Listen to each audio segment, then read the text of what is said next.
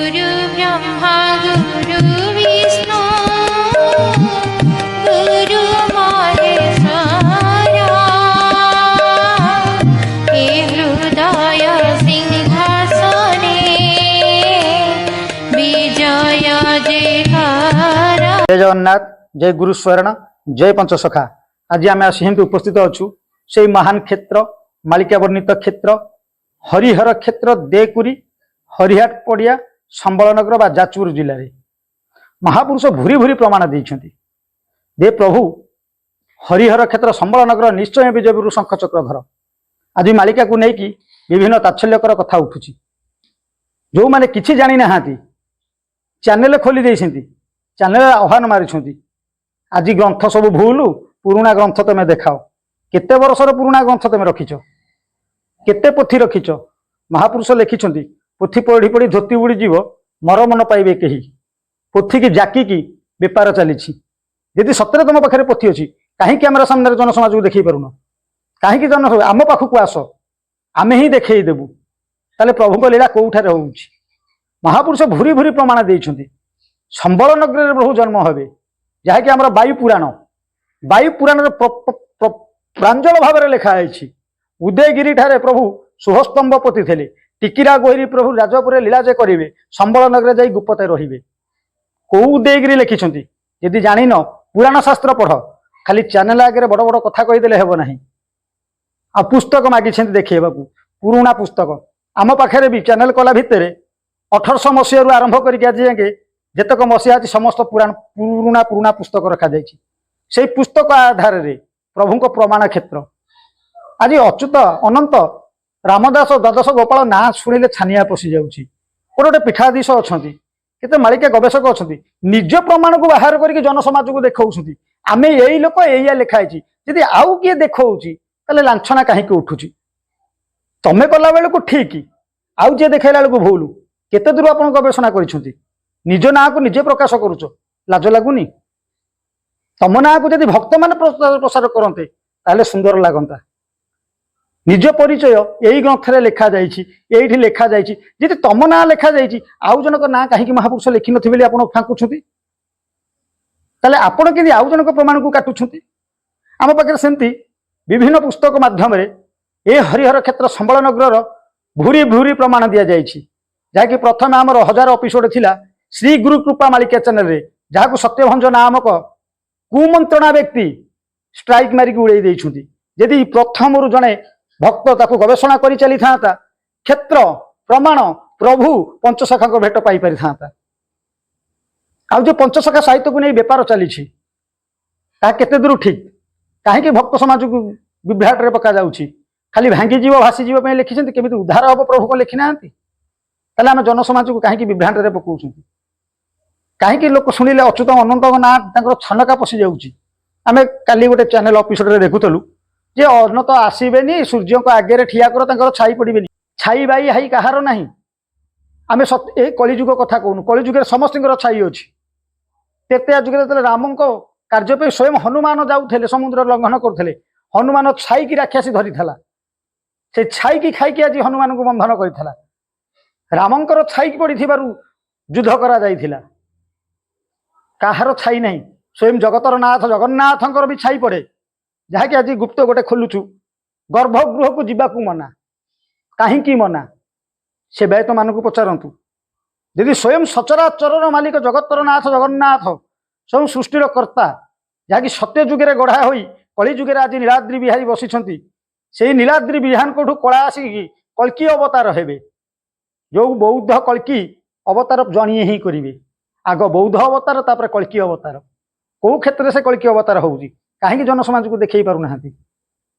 निज प्रमाण देला बेलू दौच अन्य प्रमाण को काटी दौच। यदि किए सत्यर प्रकाश कला ता चैनल उड़ा दि जाउछि ये केते दूर ठीक। पुणी से निजे एपिसोड माध्यम कहते जी से कम कर आम उड़े तुम कौन कोली खाई मंजीपति जो मालिक प्रचार कर कि ना मालिक तुम पैतृक संपत्ति से निजे कहते आम हेलु महाभारत युद्ध जमी होता आम जमी प्रतिवाद कृष्ण कहते तुम निज चैनल निजे कहते निजे कृष्ण। तुम एपिसोड देख गवेषणा कर शास्त्र को अध्ययन कर शास्त्र कौन लिखा जाइए आम संगे जोड़ी होती ଏ ହରିହର କ୍ଷେତ୍ରର ପୀଠାଧୀଶ ସ୍ୱୟଂ ଅନନ୍ତ ପୁରୁଷ ଶ୍ରୀ ଶ୍ରୀ ଶ୍ରୀ ହରିହର ଦାସ। ଅନନ୍ତ ପୁରୁଷ ନାଁ ଶୁଣିଲେ ଛାନିଆ ପଶି ଯାଉଛି। କିଏ କମେଣ୍ଟ ମାଧ୍ୟମରେ ବିଭିନ୍ନ ଲାଞ୍ଛନା ଲେଖୁଛନ୍ତି, କିଏ କହୁଛନ୍ତି ବେପାର କରୁଛନ୍ତି, କିଏ କହୁଛନ୍ତି ଲୋକକୁ ଠକୁଛନ୍ତି। ଆଚ୍ଛା, ଯେତେବେଳେ କହୁଛ ଲେଖୁଛ ସେ ଲୋକଙ୍କର ମନ୍ତବ୍ୟ ନେଇଛ?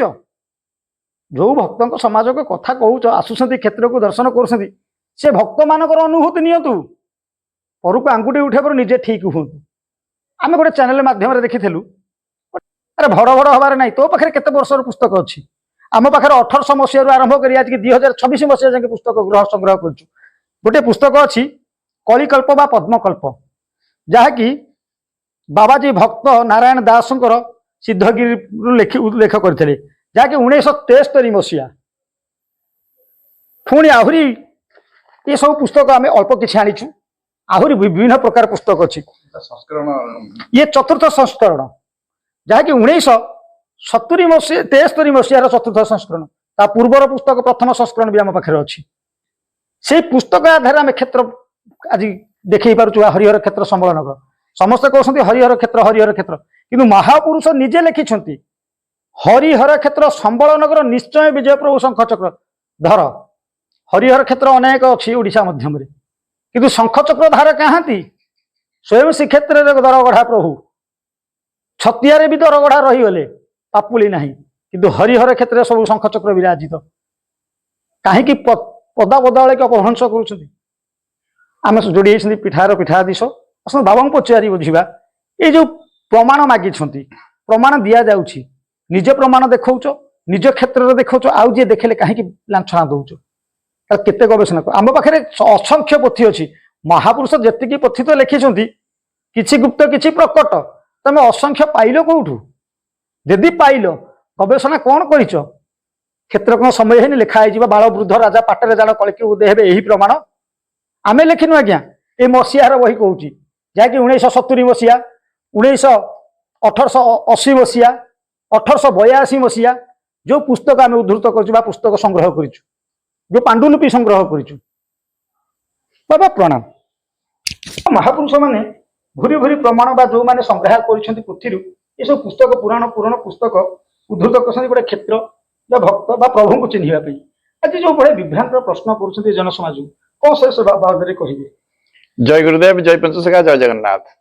ଯୋଉମାନେ ବହି ସଂଗ୍ରହ କରିଛନ୍ତି, ଯୋଉ ବହି ପ୍ରେସରେ ଛପେଇଛନ୍ତି, ସେମାନେ କୋଉ ଜାଗାକୁ ଯାଇକିରି ପହଞ୍ଚିକିରି ବହି ପ୍ରେସକୁ ଦେଇନାହାନ୍ତି।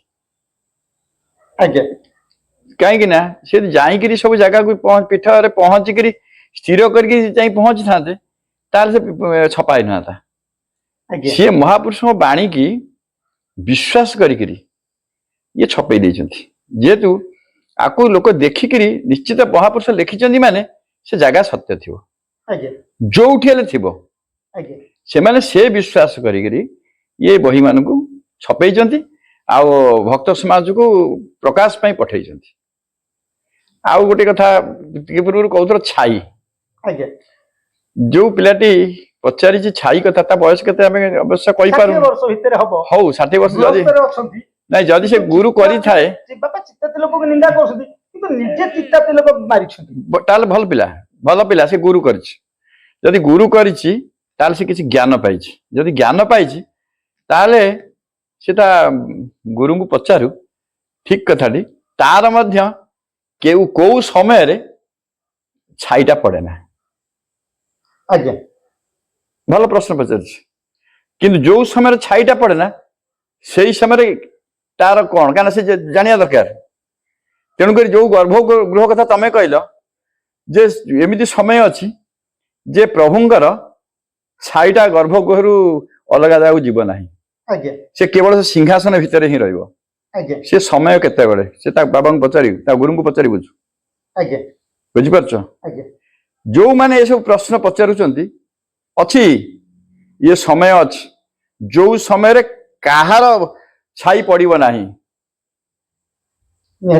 ଖାଲି ଅନନ୍ତ ଅଚ୍ୟୁତ କଣ, ବଳରାମ କଣ, କାହାର ଛାଇ ଭୂମିକି ଯିବନି। ଯଦି ତମେ କହିବ ଏଇଟା ବାବା କହୁଛନ୍ତି ଏ କଥା, ତା ଯୋଗୁଁ ଆଉ ଗୋଟେ କଥା କହିଦଉଛୁ। କୋଉ ସମୟରେ ଛାଇଟା ତମର 5 ଗୁଣ କି 10 ଗୁଣ ହେଇଯିବ। ଯଦି 10 ଗୁଣ ହେଇଯାଉଛି ତାହେଲେ ସେଟା କମି ଯାଉଛି କେତେବେଳେ ତାକୁ ଟିକେ ମାପ। ଆଜ୍ଞା ତମେ ଯେତିକି ବଡ ତାର ଯଦି 10 ଗୁଣ ହେଇପାରୁଛି ତାହେଲେ 1 ଗୁଣ କାହିଁ ନବ? ଯେତେବେଳେ 1 ଗୁଣ ହେଇଯିବ ତାହେଲେ ସେ କୋଉଠି ରହିବ? ତମେ ଭିତରେ ରହିବ। ଆଜ୍ଞା ସେ ତାର ହଉଛି ମୂଳ ଜିନିଷ। ଯୋଉ ଗୁଢ ଜିନିଷଟା କଣ ରହୁଛି ନା ଯିଏ କହିଦବ, ଆଜ୍ଞା ମାନେ ଛାଇଟା ସମତ ଛାଇଟା କେତେବେଳେ ଲୁଚି ଯାଉଛି। ଆଜ୍ଞା ସେ ଛାଇଟା ଯିଏ ପଚାରିଛି ସେ ଭଲ କଥାଟି ପଚାରିଛି, ଆଉ ସେ କିଛି ଜାଣିଛି, ଆଉ ସେ ଆଉ କିଛି ଜାଣିବାକୁ ଚେଷ୍ଟା କରୁ। ଆଉ ଯେତେବେଳେ ସେ କହୁଛି ଯେ କିନ୍ତୁ ଏଇ ସମୟର ପୋଥି, ତା ତ ସେଇଟା କହିବାଟା ତ ଭୁଲ। କାହିଁକି ନା ଯିଏ ତା ବାପା ହଉ କି ତା ବୟସ୍କ ଲୋକ ହଉ ସିଏ ସେଇ ସମୟର ହେଇଥିବାରୁ ସେ ତାକୁ ସୃଷ୍ଟି କରିଛି। ଆଜ୍ଞା ତେଣୁକରି ଯେହେତୁ କମ ବୟସର ସିଏ ଏଇଖିଣି ଯୋଉ ବୟସର ସିଏ ପିଲା ସୃଷ୍ଟି କରିପାରୁଥିବ, ତା ପିଲା କଣ କହିବ ମୋ ବାପାକୁ ଦେଖା ଏଇ ସମୟରେ, ତା ବାପା ଥାଇପାରେ ନଥାଇପାରେ। ଆଜ୍ଞା ତେଣୁକରି ନିଶ୍ଚିତ ଗୋଟେ ସମୟ ସୀମା ଗୋଟେ ଜିନିଷ ଅଛି। ମହାପୁରୁଷ ମାନେ 500-600 ବର୍ଷ ଲେଖି ଯାଇଛନ୍ତି, ଆଜ୍ଞା କିନ୍ତୁ ସିଏ କ୍ରମଶଃ ମାନେ ପ୍ରଚାର ହେଇ ଚାଲୁଛି। କିନ୍ତୁ ତା ଦେହରେ କୋଉଠି ଟିକେ ଟିକେ ଭୁଲ ରହିଯାଉଛି, ଆଜ୍ଞା ସମ୍ପୂର୍ଣ୍ଣ ଭୁଲ ନୁହଁ, ମାନେ ପ୍ରିଣ୍ଟ ମିଷ୍ଟେକ୍ ରହିଯାଉଛି। ବହୁତ ଜାଗାରେ ଆମେ ମାନେ କେତେବେଳେ ପଢି ପାରିନାହାନ୍ତି। ଗାର ଆଉ ହର୍ଷିକାର, ଦ୍ରିଉକାର, ହର୍ଷଉକାର ଏମିତି ଯୋଉ କେତେ କେତେ ଜାଗାରେ ସବୁ ରହିଯାଉଛି। ସମ୍ପୂର୍ଣ୍ଣ ଭୁଲ ନୁହଁ, ମାନେ କିଛି କିଛି ଜାଗାରେ ଏମିତି ସବୁ ପ୍ରିଣ୍ଟଟା ଗୋଲମାଲ ରହୁଛି। ତାକୁ ଯେଉଁମାନେ ସବୁ ପଢୁଛନ୍ତି ସେମାନେ ଯୋଉ ବୁଝିବା ଲୋକ ସେମାନେ ମଧ୍ୟ ଖାତା କଲମ ମାନେ କଲମଟା ପାଖରେ ରଖି ମଧ୍ୟ ସେମାନେ ସଂଶୋଧନ କରୁଛନ୍ତି। ଆଜ୍ଞା ତେଣୁକରି ତା ଅର୍ଥ ନୁହଁ ଯେ ସବୁ ଜାଗା ଭୁଲ। ତା ଏମିତି ଆଉ ଗୋଟେ ଜାଗା ଯୋଉ କଥା କହିଲ, ବହୁତ ପୀଠରେ ପୀଠାଧୀଶ ଅଛନ୍ତି, ସିଏ ସରଦାର ଭିତରେ ଥାଆନ୍ତୁ କିମ୍ବା ତାଙ୍କର ନାଁ ଥାଉ, କିନ୍ତୁ ନାଁକୁ ଜପି ଜପି ସେମାନେ କଣ କରୁଛନ୍ତି ନା ପୂର୍ବରୁ ତାଙ୍କର ନାଁ ଥାଇପାରେ, ଆଜ୍ଞା କିନ୍ତୁ ବର୍ତ୍ତମାନ ସେ ବେଲାଇନ ଧରୁଛନ୍ତି। ବେଲାଇନ ଅର୍ଥ, ଯଦି ଆମେ ଗୋଟେ ମନ୍ଦିର ତିଆରି କରିବା, ବହୁତ ଜାଗାରେ ଏମିତି ମନ୍ଦିର ତିଆରି ହଉଛି ତାର ମାନେ ବିଘ୍ନ ସୃଷ୍ଟି ହେଇକିରି ମନ୍ଦିରରେ ଧ୍ୱଜା ଉଡି ପାରୁନି କି ଝିଅ ପ୍ରତିଷ୍ଠା ହେଇପାରୁନାହାନ୍ତି, ସେ ମନ୍ଦିର ମଧ୍ୟ ନଷ୍ଟ ହେଇଯାଉଛି। ସେମିତି ବହୁତ ଜାଗାରେ ପୀଠାଧୀଶ ଅଛନ୍ତି, ତାଙ୍କର ପ୍ରମାଣ ପତ୍ର ମଧ୍ୟ ଅଛି, ସେମାନେ ସେ ପ୍ରମାଣ ପତ୍ରକୁ ବଡ ମନ କରି ସେମାନେ ବାନପ୍ରସ୍ତ ହେଇପାରୁନାହାନ୍ତି, ନିଜ ସଂସ୍କାର ହେଇପାରୁନାହାନ୍ତି। ସେଇଥିରେ ସେ ପୁଣି ମଧ୍ୟ ମାନେ ପତନ ଘଟୁଛି। ଗୋଟେ ଛୋଟିଆ କଥା ବି କହୁଛୁ, ତ ପୀଠାଧୀଶ ମାନେ ବି ଅଛନ୍ତି, ସେ ତ ନିଜ ସଂସାର ସଜାଡି ପାରିକି ଆସିନାହାନ୍ତି, ସେ ସଂସାର କଣ ସଜାଡି? ନାଇଁ ଆମେ ସେଇ କଥାଟା କହୁଛୁ। ଯଦି ସେମାନେ ଯଦି ଜାଣନ୍ତେ ଯେ ମୋ ନାଁଟି ପ୍ରଭୁ ଲେଖିଛନ୍ତି, ମୁଁ କେତେ ଦୂର ଆଗକୁ ଯାଉଛି କେତେ ଦୂର ପଛକୁ ଫେରୁଛି, ମୋର ପର ମୁହୂର୍ତ୍ତରେ କଣ ହବ, ଆଉ ପ୍ରକୃତରେ ମୋ ନାଁଟେ ଲିପିବଦ୍ଧ ଅଛି, ଆଉ ମୋ ନାଁ ଖାଲି ଗୋଟିଏ ଜାଗାରେ ମୋ ନାଁ ଅଛି, ଗୋଟେ ଜାଗାରେ ମୋ ବାପା ନାଁ ଅଛି, କି ଗୋଟେ ଜାଗାରେ ମୋ ଗାଁ ନାଁ ଅଛି, ତା ସହ ମୁଁ ମତେ କେହି ନ ଚିହ୍ନନ୍ତୁ ମୁଁ ତ ଚିହ୍ନି ପାରୁଛି ନା। ଯଦି ମୁଁ ଚିହ୍ନି ପାରୁଛି, ମତେ କିଏ ଘୃଣା କରୁ କି ଭଲ ପାଉ ମୋର ଆପତ୍ତି ନାହିଁ। ମାନେ ମୁଁ ମୋ ବାଟ ବସା ଘରଟାକୁ ସଜ କରିବା ଦରକାର, ଆଉ ତେଣୁକରି ପଛକୁ ନ ଫେରି ଆଗକୁ ଯିବା ଦରକାର। ମତେ କିଏ ଭଲ ପାଇଲେ ନ ପାଇଲେ ମୋର ସେଥିରେ କଣ ଅଛି। କିନ୍ତୁ ସେମାନେ ଦାମ୍ଭିକ ଦେଖେଇକି କହୁଛନ୍ତି ଯେ ଆମେ ଠିକ, ଆମେ ଏତେ ଉପାଧିରେ ଭୂଷିତ, ଏତେ ପୁରସ୍କାର ତମର କଣ? ଯୋଉ ପୁରସ୍କାରଟା ଦରକାର ଶେଷ ପାଇଁ ସମସ୍ତେ ତମକୁ ସମ୍ମାନିତ କରିବେ, ମାନେ ସମସ୍ତେ ତମକୁ ବାବା ବୋଲି କହିବେ କି ତମକୁ ସେତେବେଳେ ପ୍ରଣାମ କରିବେ। ଏଇଖିଣି ପ୍ରଣାମ ଆବଶ୍ୟକ ନାହିଁ, ଏଇଖିଣି ତମ ସେ ଯୋଉ ମାନପତ୍ର ଫାନପତ୍ର କିଛି ଆବଶ୍ୟକ ନାହିଁ, କି ପୁରସ୍କାର ଆବଶ୍ୟକ ନାହିଁ। କିନ୍ତୁ ଏଇଖିଣି ପୁରସ୍କାର ପାଇଥିଲେ ସେତେବେଳେ ତ ତମକୁ କଣ ଏତେ ବଡ ବାବା, ଏତେ ବଡ ପୀଠର ପୀଠାଧୀଶ, ତାଙ୍କୁ ଗୃହକୁ ଛାଡ଼ିଦେଲେ କାହିଁକି ନା ସେ ଜାଗା ସେ ଯାଇନାହାନ୍ତି। ସେତେବେଳେ ସମସ୍ତେ ଦୁଃଖ କରିବେ। ତା ଯୋଗୁଁ ଏମିତି ବହୁତ ବହୁତ ବଡ ବଡ ସାଧୁମାନେ ତାଙ୍କର ଏଇଭଳିଆ କାର୍ଯ୍ୟ ହବାରୁ ଆମେ ବି କିଛି ଜାଗାରେ ମଧ୍ୟ ମନ ଦୁଃଖ କରିଛୁ। କାହିଁକିନା ଆମେ ବି ଚାହୁଁଛୁ ଯୋଉମାନେ ସବୁ ନିଜ କଥା ଜାଣିଛନ୍ତି ଆଉ ସେମାନେ ମଧ୍ୟ ସଜାଡି ହେଇଯାଆନ୍ତୁ, ଯେ କି ସେ ଯେମିତି ଯିଏ ଥାଆନ୍ତୁ, କିଛି କଥା ନାହିଁ। ବାଦ ବିବାଦ ତର୍କ ବିତର୍କରେ ବହୁତ କଥା ବହୁତ ସମସ୍ତେ କହିଦଉଛନ୍ତି, ଆମେ ମଧ୍ୟ କାହାକୁ କହିଦଉଛୁ। ଆମକୁ କିଏ କହିଲେ ଆମର କିଛି ମାନେ ମନ ଦୁଃଖ ନାହିଁ, କିନ୍ତୁ ବୋଧେ କହିଦେଇ ପାରୁଥିବୁ ମନ ଦୁଃଖ ହଉଥିବ, କିନ୍ତୁ ଆମେ ଆହୁରି ଗୋଟେ ତା ଦେହରେ କଥା କହୁଛୁ ଯେ କି ସମସ୍ତେ ସଜାଡି ହେଇଯାଆନ୍ତୁ। କିନ୍ତୁ ସଜାଡିଆ କଥାଟା ଯୋଉ କହୁଛୁ ତାକୁ ଟିକେ ଦେହକୁ ବେଶୀ ନିଅନ୍ତୁ। ଯଦି ତାଙ୍କର ସେ ଜିନିଷ ସବୁ ଅଛି ନାଁଟା, କିନ୍ତୁ ନାଁଟା ଆମେ ଦେଇନୁ, ତାଙ୍କ ମାନେ ବାପା ମା ଦେଇଛନ୍ତି। କେମିତି ଦେଇଛନ୍ତି ନା ଯୋଉଟା କହନ୍ତିନି ପୂର୍ବପୁରୁଷ ଦେଇଛନ୍ତି କୋଉ ହିସାବରେ, ନା ମହାପୁରୁଷ ମାନେ ମଧ୍ୟ ଲେଖିଛନ୍ତି। ମାନେ ସବୁକୁ ମିଳେଇକି ସେ ନାଁ ଦିଆହେଇଛି। ଏମିତି ଦିଆଯାଇଛି ଗର୍ଭ ଠାରୁ ଗାଁ ଠାରୁ ଜାଗା ଠାରୁ ସବୁ କିଛି ଦିଆଯାଇଛି। ସେମାନେ ସେଇ କାର୍ଯ୍ୟ କରିବା ପାଇଁ ଆସିଛନ୍ତି, ନହେଲେ ମଠରେ କାହିଁକି ପହଞ୍ଚନ୍ତି? ଆଜ୍ଞା ସେ ମଠରେ ପେଲେଇକିରି କାହିଁ ପଶିଛନ୍ତି? କିନ୍ତୁ ଯଦି ପଶିଛ ତମକୁ କେହି ତଣ୍ଟିଆ ମାରିକି ବାହାର କରି ନଦେଉ, ପୁଣି ତମକୁ ଶାସନ ମାନେ ସେ ଜାଗାରେ ସମାଧିସ୍ଥ କରନ୍ତୁ, ତମର ମନ୍ଦିର ହଉ ନା ରହୁ। ତେଣୁ ସେ କାର୍ଯ୍ୟ କରିବା ପାଇଁ ପ୍ରସ୍ତୁତି ହୁଅନ୍ତୁ ସମସ୍ତେ।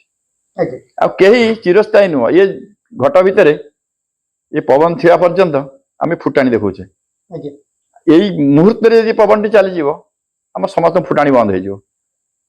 ଯେମିତି ତେଲ ଗରମ ନହେଲେ ଫୁଟଣ ଫୁଟିବନି, ତେଣୁ ସେ ପବନଟା ଚାଲିଗଲା ପରେ ଆଉ ଏ ଫୁଟାଣି କାହାର ନଥିବ। କିନ୍ତୁ ବାଦ ବିବାଦ ଚାଲିଛି ପବନ ଶ୍ୱାସ। ଆଜ୍ଞା ତେଣୁ ଆମେ ସମସ୍ତେ ବି ସଜାଡି ହେଇଯିବା ଦରକାର। ତେଣୁ ସମସ୍ତେ ଟିକେ ଏଇ କଥାଟାକି ଆଗେ ଦେହକୁ ନିଅନ୍ତୁ। ତା ଯୋଉ ଲେଖା ଅଛି ସେ ମହାପୁରୁଷଙ୍କ ବାଣୀକି ହିଁ ସମସ୍ତେ ଅଳ୍ପ ବହୁତ ପ୍ରଚାର କରୁଛନ୍ତି। କିନ୍ତୁ କେତେ କେତେ ଜାଗାରେ କୋଉଠି କିଏ ନିଜ ନାଁଟାକୁ ଟିକେ ଲେଖି ଦଉଛନ୍ତି ଯେ ଅମୁକ ମୁଁ ଉଦ୍ଧୃତ କରିଛି, ଆଜ୍ଞା କି କେତେକ କହୁଛନ୍ତି ମୁଁ ତାକୁ ସଂଗ୍ରହ କରିଛି, କେତେକ ସଂଗ୍ରହ ଜାଗା ଲେଖି ଦଉଛନ୍ତି ମୁଁ ଲେଖିଦେଇଛି। ମୁଁ ପ୍ରକାଶ ମୁଁ କରିଛି। ମାନେ ନାଇଁ, ପ୍ରକାଶକ ସଂଗ୍ରହ କଥା ସେ ଅଲଗା କଥା, ସେ ତାଙ୍କ ନାଁରେ ଭଣିତା କରିଦେଇଛନ୍ତି କେତେ ଜାଗାରେ। ଆଜ୍ଞା କିନ୍ତୁ ସେଇଟା ଟିକେ ଦୁଃଖଦାୟକ ଜିନିଷ। ମହାପୁରୁଷଙ୍କ ଜିନିଷଟାକୁ ନିଜର ନାଁରେ ଟିକେ ଭଣିତା କଲେ ଟିକେ ଦୁଃଖଦାୟକ ଲାଗେ। ଆଜ୍ଞା କିନ୍ତୁ ଯୋଉ ଭାଇଟି ଆମର ଚ୍ୟାନେଲ ମାଧ୍ୟମରେ ପଚାରିଛନ୍ତି ଯେ କେତେ ବର୍ଷର ପୁସ୍ତକ ରଖାଯାଇଛି, ତେବେ କେତେ ବର୍ଷର ପୁସ୍ତକ ଆମ ପାଖରୁ ନବ?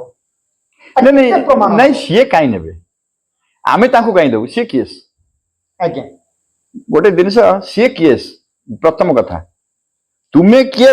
ତୁମେ ପ୍ରମାଣଟା ଆଗେ ଦିଅ। ଆଜ୍ଞା ଯଦି ତୁମେ ସେଇଭଳିଆ ଗୋଟେ ପଦ ପଦବୀର ଥିବ, ତୁମକୁ ଯଦି ମହାପୁରୁଷ ମାନେ ସେଇଭଳିଆ ଟାଣ ବାଣର ଅଧିକାରୀ ହେଇଥିବ, ତାହେଲେ ତୁମେ ଯେତେବେଳେ ଏମିତି ସେ କହୁଛି କେତେ କେତେ ସ୍ଥାନ ହୋଇବ ବ୍ରହ୍ମ ବିଦ୍ୟା ପରୀକ୍ଷା, ସେଇଟା ଜଣା ପଡିବ କି ନେଇଛି ଦୀକ୍ଷା। ତୁମେ ଯଦି ସେଇଭଳିଆ ପେଣ୍ଡାଲ କୋଉଟା ଫିଟିଂ କର, ତାହେଲେ ସେଇ ଜାଗାରେ ଯଦି ଗ୍ରନ୍ଥ ମିଳନ ହବାର ସମ୍ଭାବନା ଥାଏ, ତାହେଲେ ଭକ୍ତମାନେ ନେଇକିରି ଗ୍ରନ୍ଥ ପହଞ୍ଚେଇବେ। ଆଉ ତମର ଯୋଉ ବାଣ ସେଥିରେ ଥିବ, ସେ ବାଣକୁ ବାଣ ଧିଅରେ ମଧ୍ୟ ମିଳନ କରାଯିବ। ଆଉ ତମେ ଏମିତି ଗୋଟେ ଜିନିଷ ପ୍ରୟୋଗ କରିବ ଯେ ସେଇ ଗ୍ରନ୍ଥରୁ ବାହାର କରି ସେ ଦେଖେଇବେ। କାହିଁକିନା ସେ ଗ୍ରନ୍ଥ ସେତିକି ମସିହା ଭିତରେ ହେଇଥିବ। ଆଜ୍ଞା ସେ ମସିହା ଭିତରେ କାହିଁ ତମ ପାଖରେ ସେ ଜିନିଷ ଅଛି? କାହା ପାଖରେ? ନା ଯିଏ ସେ ତିଆରି କରିଥିବ। ସେ ଗ୍ରନ୍ଥ ସେତିକି ମସିହା ଭିତରେ ମିଳିବ। ସେ ମସିହା ଭିତରେ ଯାହା ପାଖରେ ଥିବ ସେଇ ହିଁ ନେଇକି ସେ ପୁସ୍ତକ ନେଇ ପହଞ୍ଚେଇବ ନା। ତେଣୁ ତମେ ଏମିତି ଗୋଟେ ପେଣ୍ଡାଲ ଫିଟିଂ କର ଯେ ସେ ପେଣ୍ଡାଲ ଭିତରେ ସେଇ ପୁସ୍ତକ ହିଁ ଯାଇ ପହଞ୍ଚିବ। ଆଜ୍ଞା ଆଉ ସେଇ ପୁସ୍ତକ ଭିତରେ ସେଇ ଜିନିଷ ହିଁ ଥିବ। ଆମ ପାଖରେ ଗୋଟେ ପୁସ୍ତକ ଅଛି, ଯାହାକି ଆପଣଙ୍କର ଜନ୍ମ ମସିହା ହେଲା 1965 ମସିହା, ଯାହାକି ଏ ପୁସ୍ତକଟି ଅଛି 1970 ମସିହା, ଆଉ ଗୋଟିଏ ପୁସ୍ତକ ଅଛି 1973 ମସିହା। ତା ପୂର୍ବରୁ ବି ମହାପୁରୁଷ ଭୁରି ଭୁରି ପ୍ରମାଣ ସବୁ ଲେଖିଛନ୍ତି। ଯେମିତି ଆମେ ସେତେବେଳେ ତ ଆପଣ ପାଠ ବି ପୁସ୍ତକ ମାଇକା ସଂଗ୍ରହ କରିନଥିବେ, ଯଦି ଆପଣଙ୍କ ନାଁ କି ଆପଣଙ୍କ ଗାଁ ନାଁ ଯଦି ଲେଖା ଯାଇଥାଏ, ଯଦି କୌଣସି ଭକ୍ତ ପଢିକି ଉଦ୍ଧୃତ କଲା, କିନ୍ତୁ ଅଲଗା ଲୋକମାନେ କାହିଁ ଆଙ୍ଗୁଠି ଉଠଉଛନ୍ତି, ସେ ସମ୍ବନ୍ଧରେ କଣ କହିବେ? ନାଇଁ ନାଇଁ, ଏଇଟା ତ ଆମ ଓଡିଆଙ୍କର ସେଟା ଗୋଟା ମାନେ ବ୍ୟକ୍ତିଗତ କଥା। କାହିଁକି ନା ଓଡିଆ ମାନେ କାହାକୁ ବଢିଆ ବଢିଆ କହିପାରନ୍ତିନି। ଆଜ୍ଞା କାହିଁକି ନା ତମେ ଦେଖ, ଅଲଗା ଯୋଉ ମୁସଲିମ ଧର୍ମର ଅଛି, ତାଙ୍କର ଯେକୌଣସି କାର୍ଯ୍ୟ ସେମାନେ ଧର୍ମ ପ୍ରଚାର କରନ୍ତି, ତାଙ୍କର ପ୍ରଚାର ମାନେ କେହି ମାଇକରେ ଏତେ ପ୍ରଚାର କରନ୍ତିନି। ଯେକୌଣସି ସମ୍ମିଳନୀ ହୁଏ, ତାଙ୍କରି ଭିତରେ ହିଁ ପ୍ରଚାର ହେଇଯାଏ। ଆଜ୍ଞା ହଁ ଜଣେ ଜାଣିଲେ ସେ 100 ଜଣଙ୍କୁ ତା ଭିତରେ ଜଣେଇ ଦବ। ଆଜ୍ଞା କିନ୍ତୁ ଆମ ଭିତରେ ଜଣେ ଯଦି କିଛି ଭଲ ଲାଇନରେ ଯାଇଛି, ଭଲ କର୍ମ କରୁଛି, ତା ଦେହରେ 50 ଲୋକ ଥିବେ ତା ପଛକୁ ଟାଣିବା ପାଇଁ। ଆଜ୍ଞା ତେଣୁକରି ଆମ ସଂସ୍ଥାଟି, ଆମର ଯୋଉ ପଞ୍ଚସଖା ସାହିତ୍ୟ ଯୋଉ ଅଛି, ଆମେ ତାକୁ ଆଗକୁ ନେଇ ପାରୁନେ। କିଏ କହୁଛି ମୁଁ ତୀକ୍ଷ୍ଣ ଦୃଷ୍ଟି ରଖିଛି, ଯଦି କେହି କିଛି କାର୍ଯ୍ୟ କରେ ମୁଁ ତାକୁ ଟାଣିବି। ତୁ କିଏସ୍? ଆଜ୍ଞା ତୁ କିଏସ୍? ତୁ ଯୋଉ କାର୍ଯ୍ୟକ୍ରମ କରୁଛୁ ଠିକ କରୁଛୁ ତ? ଆଗେ ପଚରା ଯାଉ। ତୁ ନିଜକୁ ନିଜେ ପଚାର, ତୋ ଛାତିରେ ହାତ ରଖି ତୁ କେତେ ମିଛ କଥା କହି, କେତେ ମିଛ ବହି ଛପେଇ, କେତେ ମିଛ ପଇସା ରୋଜଗାର କରିଛୁ। ଆଉ ଯେତେବେଳେ ମାନେ ଯୋଉ ଆମର କହନ୍ତି ଭକ୍ତ ମିଳନ କି ଭକ୍ତଙ୍କର ନାଁ ରହିଛି, ଯେ ଭକ୍ତମାନେ ଫୋନ କରିଛନ୍ତି, ଫୋନ ନମ୍ବର ଭକ୍ତଙ୍କର ଦିଆଯାଇଛି, ଭକ୍ତ ମାସକୁ ମାସ ପଇସା ଦଉଛନ୍ତି, ସିଏ ଯେତେବେଳେ ଫୋନ କରି କେତେଟା ଫୋନ ଉଠେଇଛୁ, ନା ବାବା କେତେଟା ଫୋନ ଉଠେଇକି ଭକ୍ତଙ୍କୁ ମାନେ ଭଲ କଥା ପଦେ କହିଛୁ? ତୁ ନିଜେ କହ। ତୋ ପ୍ରତି ମଧ୍ୟ ତୀକ୍ଷ୍ଣ ଦୃଷ୍ଟି କି କ୍ୟାମେରା ସାରା ବିଶ୍ୱ ରଖିଛି।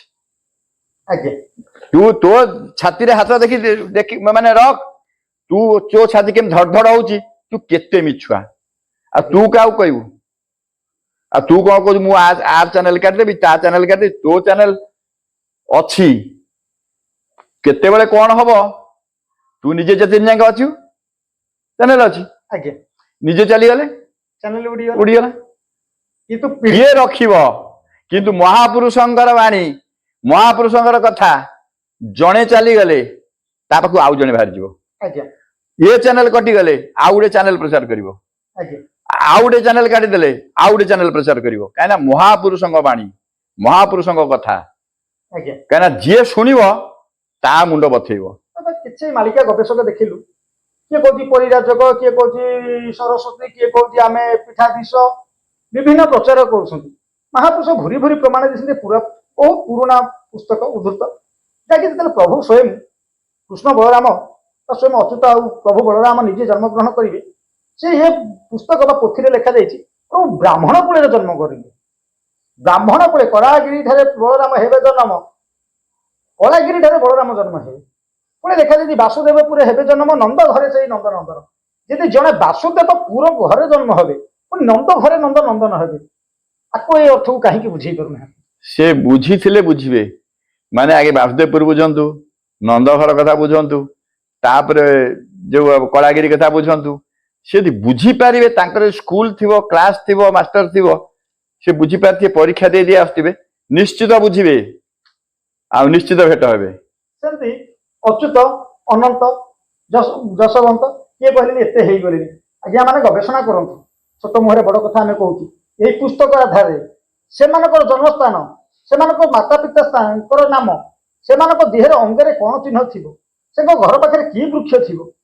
कि संकेत सब थी आ कौ तिथि लग्न से जन्म ग्रहण करते पुस्तक पढ़ंतु पुराण शास्त्र पढ़ंतु किसी ना मालिका को ही छाड़ू अष्टादश पुराण पढ़ंतु नहीं से आउ गोटे जो पिलाटी पचारची जे बही से बही खोजिकी से निजे बही संग्रह करू छोट पिलाटी माने जाऊ बयस तार बहुत भल आ जी कथा पचार आम भी स्वागत करुचु से बही संग्रह करिया भितर बही रे महापुरुष मान जहाँ लिखिं से व्यक्ति विशेष घरे पहुंची तांकर जो जातक तैयारी से जातक मध्य संग्रह करी जातक संगे बही की मिलऊ बही की मिले महापुरुष बाणी टाकू से सत्य बोली जापर जेकोसी जगह हो जेकोसी पुस्तक हो अच्युतर गोटे से पूरा बही पुस्तक से आमको पचार प्रश्न कर गोटे प्रमाण दौचु महापुरुष लिखिं से पुस्तक आगे जहाँकि आम जन्म आम बापा जन्म न हवा पूर्व पुस्तक छपा जा दर्शक बंधु कैमेरा सामने भी आम मसीहा आ ये है चतुर्थ संस्करण प्रथम संस्करण पुस्तक आम पाखे भी अच्छी महापुरुष लिखिं हरिहरपुर क्षेत्र संबल नगर निश्चय विजय प्रभु शंख चक्रधर अति तपोवन यात्रा भेइबे आपण ध्वजा उड़ुदिवे प्रभु देखिव नयन नीलाचल यात्रा पुणी पड़िया होइब दारु ब्रह्म रूपे पूजा पाउथिव नुआ पटाणर ध्वजा उड़ीबटी जान निकट बेलकू हेजी ताओ ए मन टाण होई न रहिबे संसार रे कहि तळ तळ हेउथिव सप्तदीप मही महिमा प्रकाश हेब संबल नगर रे निश्चय पताका बांधिबु नीलचक्र परे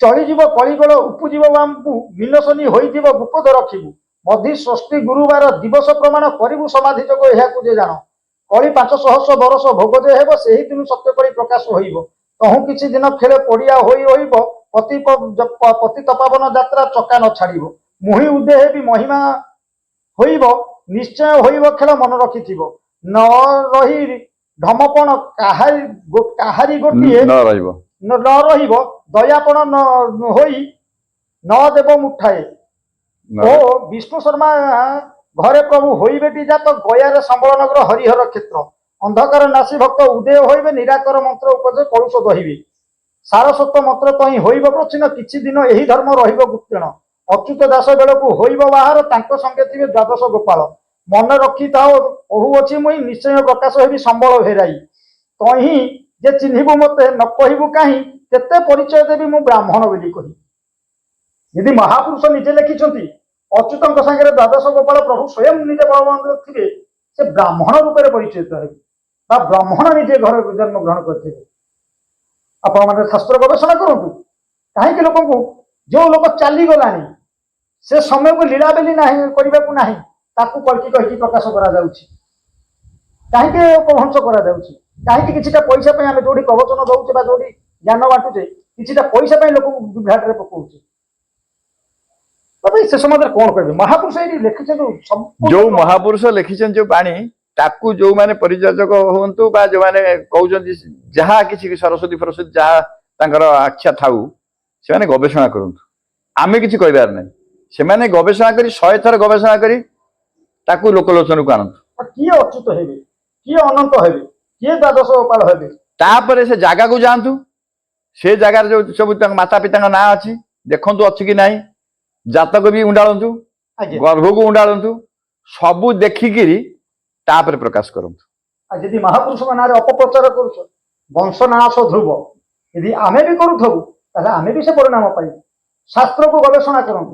ମହାପୁରୁଷ ଲେଖିଛନ୍ତି ଯଦି ସେ କହୁଛି କଣ, ମାନେ ଏଇ ଯୋଉ ଅମୃତ ଜିନିଷରେ ସେ ବିଷ ଯିଏ ଦେବ, ଯିଏ ଅମୃତର ବିଷ ଦେବ, ଆଜ୍ଞା ତା ତ ଏଇ ଯୋଉ ଜିନିଷଟାକୁ ଯିଏ ଭୁଲ ପ୍ରମାଣ କରିବ, ଭୁଲ ତଥ୍ୟ ଲୋକମାନଙ୍କୁ ଦବ, ଭୁଲ ଦେଲେ ତ ଅମୃତର ବିଷୟ ହେଲା ନା, ଇଏ ତ ଅମୃତ ଜିନିଷ।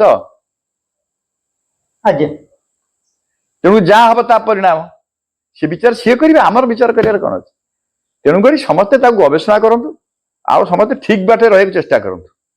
ଆଉ ସମସ୍ତେ କହୁଛନ୍ତି ମୁଁ ତାକୁ ଦୃଷ୍ଟି ରଖିଛି, କିନ୍ତୁ ଗୋଟେ ଆଉ ଗୋଟେ ଆଖି ସେ ସମସ୍ତଙ୍କୁ ଦେଖୁଛି।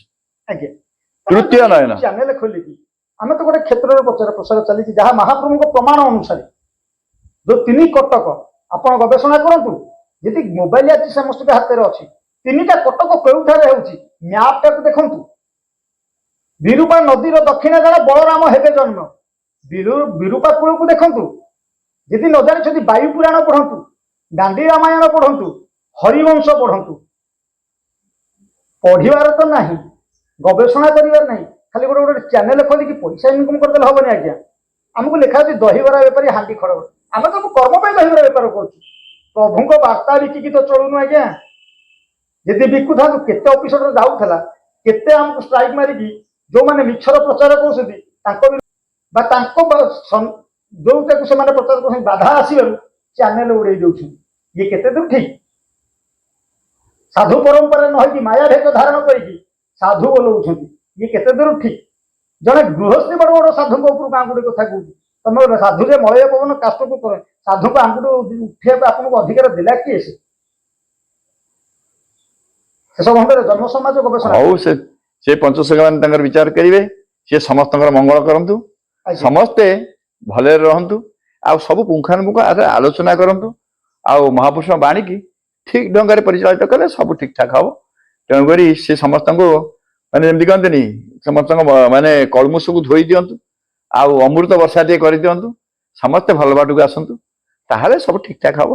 ଆଉ ଏଇ ଯୋଉ ସେ କହୁଛି ରାଗ ଆଉ ରହିବ ନାହିଁ, ସିନା ଯୋଉ ରାଗଟା ରହିଯିବାରୁ ସିଏ ଯେତେବେଳେ କହୁଛନ୍ତି ମୁଁ ହଉଛି ବଡ ଚ୍ୟାନେଲ, ମୋ ଚାହିଁ ବଡ କେହି ନାହିଁ, ସେଇ ମୁଁ କହିକି ରାବଣ ଗଲାଣି, କଂସ ଗଲାଣି, ଆଉ ଇଏ କି ମୁରାସୁର ଆସି ପହଞ୍ଚିଛି। ତେଣୁକରି ସିଏ ବି ଦିନେ ସେ ମୁଁ କହିକି ଯିବ, ସେ କିନ୍ତୁ ବୁଝିପାରୁନି ଯେ ମୁଁ କହି କେତେ ଲୋକଙ୍କୁ ଠକିଲିଣି, ଦିନେ କାହାର ଫୋନ ଉଠେଇନି। ତେଣୁକରି ପ୍ରଭୁ ଟିକେ ତା ଉପରେ କୃପା ବର୍ଷା କରନ୍ତୁ, ସେଇ ପଞ୍ଚସଖା ମାନେ ମଧ୍ୟ ବର୍ଷା କରନ୍ତୁ। ଯାହା ଆମ କଥା ଅନୁସାରେ ଟିକେ ଅଚ୍ୟୁତଙ୍କୁ ଦର୍ଶନ କରିବାକୁ ଯାଇଥିଲା, ଅଚ୍ୟୁତଙ୍କ ଦର୍ଶନ କରିଛି କି ନାହିଁ, ଟିକେ ତାପରେ ଅଚ୍ୟୁତଙ୍କ କୃପା ବର୍ଷା ହେଇଛି। ତେଣୁକରି ଯାହା ହଉ ତାପରେ ଟିକେ କୃପା ବର୍ଷା ହଉ, ସେ ଟିକେ ଭଲ ବାଟକୁ ଆସୁ, ତାହେଲେ ସବୁ ହିଁ ମଙ୍ଗଳ ହେଇଯିବ। ଆଉ ସମସ୍ତଙ୍କ ଉପରେ ଏଇଭଳିଆ କୃପା ବର୍ଷା ସମସ୍ତଙ୍କର ହଉ, ସମସ୍ତେ ଭଲରେ ରହନ୍ତୁ। ଆଉ ଅଚ୍ୟୁତଙ୍କ ଯୋଉ ଆମର ପଞ୍ଚସଖା ବାଣୀ ଠିକ ଢଙ୍ଗରେ ପ୍ରଚାର ହଉ, ଆଉ ସମସ୍ତେ ଠିକ ବୁଝନ୍ତୁ, ବୁଝିଲେ ସବୁ ତୁଟିଯିବ। ଚ୍ୟାନେଲ ମାଧ୍ୟମରେ କିଛି ପ୍ରଚାର ପ୍ରସାର ବି ଚାଲିଛି ଯେ ଭକ୍ତ ପ୍ରଭୁଙ୍କୁ କେମିତି ପାଇବେ। ମହାପୁରୁଷ ଜଣକୁ ଦାୟିତ୍ୱ ଦେଇଛନ୍ତି। ନାଇଁ ରାମଦାସ ପ୍ରଚାର କରିବ ଯେ, କିନ୍ତୁ ତା ଦେହରେ ଆଉ କେତେକ ବିଭ୍ରାନ୍ତିକର ଅଛନ୍ତି, ସିଏ ରାମଦାସକୁ ପ୍ରଚାର କରେଇ ଦେବେନି। କାହିଁକି? ସିଏ କହିବେ ହେ ମିଳିଗଲେ ରାମଦାସ, ସିଏ କୁହନ୍ତି ଉଡିଗଲେ ରାମଦାସ, ସେଠୁ ଆଉ ଜଣେ କହିବେ ଭାସିଗଲେ ରାମଦାସ, ସେଠୁ ଆଉ ଜଣେ କହିବେ ହେଇ ଉଡୁଥିଲେ ରାମଦାସ, ଭାସିଗଲେ ରାମଦାସ, ବୁଡିଗଲେ ପରା ରାମଦାସ। ବୁଝିପାରୁଛ କି? ଏଇଭଳିଆ ହେଲେ ହେଇପାରିବ ନାହିଁ। କିନ୍ତୁ ପ୍ରକୃତରେ ତା ଭିତରେ ଯୋଉମାନେ ପ୍ରକୃତରେ ଭକ୍ତ, ଯୋଉମାନେ ପ୍ରକୃତରେ ଗବେଷଣା କରୁଛନ୍ତି, ତାଙ୍କ ପାଖରେ କଷଟି ପଥର ଅଛି। ସେ ନିଶ୍ଚିତ ଚିହ୍ନିବେ, ସିଏ ଟଳ କେବେ ହେବେନି, ସିଏ ଠିକ ହିସାବରେ ଅଛନ୍ତି, ଆଉ ଠିକ ମଧ୍ୟ ଦେଖୁଛନ୍ତି, ठीक चाहूँ गवेषणा ठीक कर किंतु टिके मझिरे टिके व्यस्तता हो पड़ते मुहूर्त भितर कली माने जमी जुग भितर अंतिम जुग माने जोटा कहते अनंत जुग चली से टिके जो विभ्रांति भितर रही जाइछन्ति जेहेतु गृह जंजाल भितर अछन्ति भक्त माने तेणुक से किंतु तथापि गवेषणा ठीक कर कहीं भक्त आउ भगवान परीक्षा आज जो सत मिछर परीक्षा ता भितर निश्चित जमी कहते आउ खरा छाईर दिन रातिर से जो संपर्क भितर भक्त माने कौन करेंगे जिते चाकचक्य आजिकल चाकचक्य भितर गोटा जदि खराब चाकचक्य बोतल भितर किरोसिन थे लोक बोली पड़े किंतु गोटा खराब बोतल भितर गोटा अतर थाए कहीं बोलिया चेष्टा करेंगे तेणुक आजिकल जुग सब एमती होगा कि तथापि देखी चाहिए परखतु हेले ठीक ठाक सब हम निश्चित से रामदास को पाइबे आ जो महापुरुषों बाणी की सत्य बाणी की निश्चित से ग्रहण करेंगे आती ग्रहण करूँ से ग्रहण कर जी जो अच्छा ठीक से अच्छा आउ ठीक ग्रहण कर ठीक पाइबे तेणुक समस्ते तो सही लाइन की पड़े आसले ना कहीं भक्ति भाव जब न आसते राति पाइले जमी कहते गोटे फूल गछ था कोटे फूल गछ हो गला मंदिर भी बढ़ी चलती तेणुक भक्ति भी बढ़ी चलती चैनल भी बढ़ी चलती तेणु सब तो बढ़ी चलती तेणुक निश्चित महापुरुषों बाणी भी प्रचार बढ़ी चलती बुझीपार तेणुक समस्त खाली से महापुरुषों खाली कृपा बसा खाली अजाड़ी पड़ू समस्ते भल ही जातु। जय जगन्नाथ जय दुर्गा।